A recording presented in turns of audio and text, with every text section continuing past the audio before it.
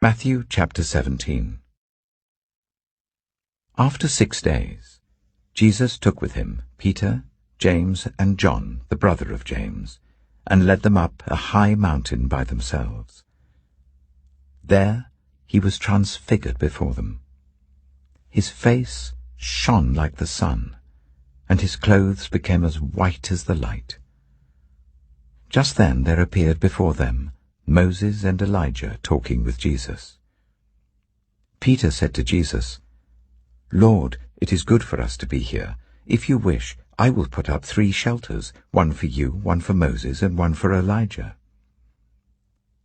While he was still speaking, a bright cloud covered them, and a voice from the cloud said, "This is my Son whom I love. With him I am well pleased. Listen to him." When the disciples heard this, they fell face down to the ground, terrified. But Jesus came and touched them. "Get up," he said. "Don't be afraid."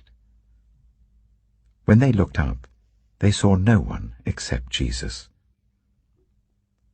As they were coming down the mountain, Jesus instructed them, "Don't tell anyone what you have seen until the Son of Man has been raised from the dead." The disciples asked him, "Why then do the teachers of the law say that Elijah must come first?" Jesus replied, "To be sure, Elijah comes and will restore all things. But I tell you, Elijah has already come, and they did not recognize him, but have done to him everything they wished. In the same way the Son of Man is going to suffer at their hands." Then the disciples understood that he was talking to them about John the Baptist.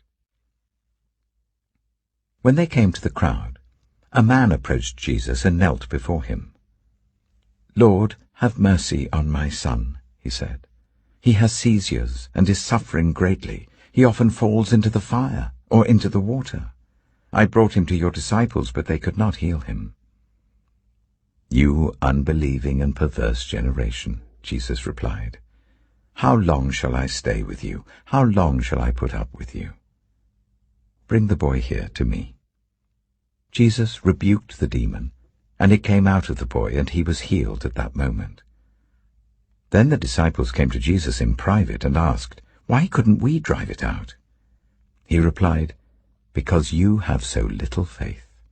Truly I tell you, if you have faith as small as a mustard seed, you can say to this mountain, 'Move from here to there,' and it will move. Nothing will be impossible for you." When they came together in Galilee, he said to them, "The Son of Man is going to be delivered into the hands of men. They will kill him, and on the 3rd day he will be raised to life." And the disciples were filled with grief. After Jesus and his disciples arrived at Capernaum, the collectors of the 2 drachma temple tax came to Peter and asked, "Doesn't your teacher pay the temple tax?" "Yes, he does," he replied.